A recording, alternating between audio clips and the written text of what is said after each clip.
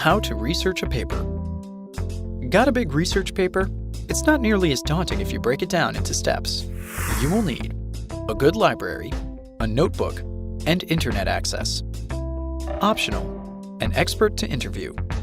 Step 1. Spend your time thinking about what you want your paper to accomplish. Do you want it to prove your viewpoint? Explain a topic? You'll want to have a clear focus before you begin your research. Step 2. Make a list of keywords that will be helpful in locating information when you conduct online and offline searches. Step 3. Go to the library. Yeah, we know. You think you can find everything you need with your laptop. But to get an actual book on a topic, plus find academic papers, journals, and other subscriber-only materials, you'll need to head to a library. If your library doesn't have a book you need, ask the librarian to borrow it from another branch.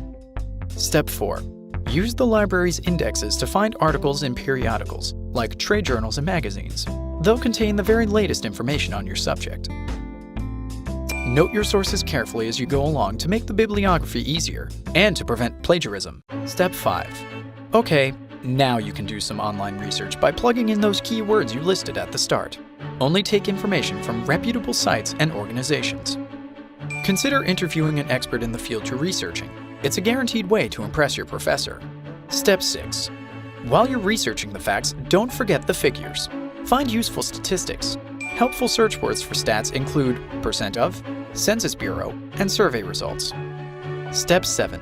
Don't forget the videos. See if there are any documentaries on your topic. Step 8. Organize your research, mull it over, and then start writing. Did you know? One study found that students who frequently used the library got higher ACT scores and performed better on reading and writing exams.